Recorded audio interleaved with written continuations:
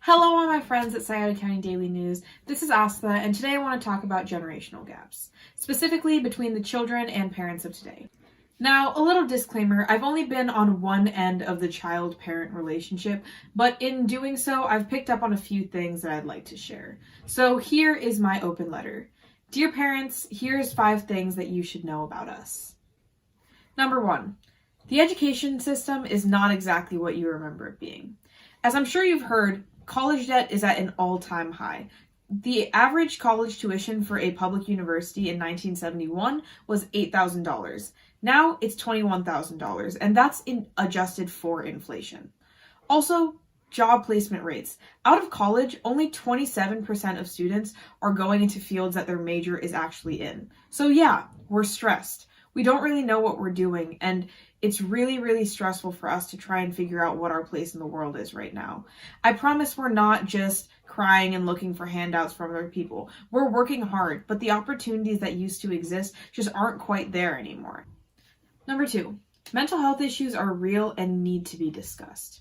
Just over the past 8 years, depression among young adults has skyrocketed from 8% to 13%.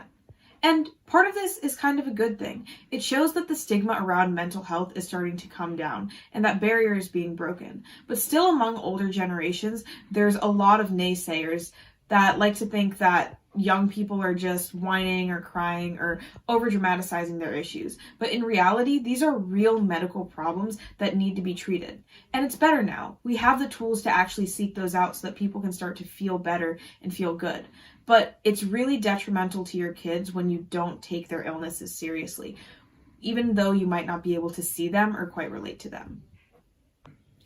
Number 3, social media is basically a professional requirement. Now, this is probably the biggest shift generationally between our parents and us. Social media has completely taken the world by storm. But I think there can be some misconceptions about the role it plays in our life. It is really important to have an active social media presence, and not just for seeing how many likes you get or finding out what your friend's new dog's name is. It's honestly a professional requirement. So many jobs look to Facebook, Instagram, Twitter to see what you're doing and see if you would be a desirable candidate. And even socially, it's really difficult to go out and network if you don't have an active social media presence. So while maybe we do spend a little bit too much time on our phones, it's certainly not as simple as just logging off for a few months and finding your peace of mind. Number 4, kids deserve privacy too. And I think this might be one of the more controversial things that I say, but you can't deny that technology has made it easier to snoop on your kids, more so now than ever. But that can have real life detriments. You see, kids who are used to having their parents violate their boundaries when they're younger grow up to put themselves in relationships where other people violate their boundaries because they've been taught that it's okay. Research has shown that kids with very overprotective parents end up in more abusive relationships because they're taught from a young age that it's okay for someone to violate what you think isn't okay. So maybe when you're younger, your parents are looking through your phone, and then when you're an adult, your husband's looking through your phone. That's normal, right?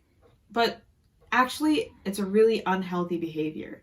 And obviously, I know and recognize that most of this comes from a really good place, but it can have serious detriment to your kids. And if you can learn to respect your kids' privacy, they're also going to appreciate it and be far more open with you. When they feel like they have the choice of whether or not they can tell you things, they'll be more open to tell you things. Number 5, we will follow the example that you set for us. Now, this one has a lot of parts, so I'm going to break it down a little bit. The first thing is apologize to your kids when you're wrong. I know it can seem a little bit weird to be telling an 8-year-old like, hey, I'm sorry that I did this. But honestly, as early as you can, once you start telling your kids and showing them that it's okay to apologize and it's okay to be wrong, they'll start to let that ingrain into their own minds as well. If they see the smartest people in their life, their parents, their biggest role models, admitting to their mistakes, they'll realize that it's okay for them to mess up too, and they'll feel far more comfortable apologizing. Another part of this is just respect. Again, it's hard to figure out the age where you really have to show this, so I think it's important to start as young as you can. Respect what your kids have to say. Even though maybe at some point when they're 4 or 5 or 6, their emotions or their feelings or what's bothering them might not seem super big to you, it's really big to them. And if you can set up that relationship of showing them respect from a young age, they will also respect you. Now, I can't speak to every single teenage argument or fight that you're going to have with your kids, that they're going to show you all of the respect that you feel that you deserve. But overall, if you want to build that lasting relationship of respect, it comes from you first. Honestly, we follow what we see. Monkey see, monkey do, right? And it's really difficult to build those habits that our parents are telling us to do if they're not showing it to us themselves. And lastly, I know I said there were only 5 things, but just a bonus number 6.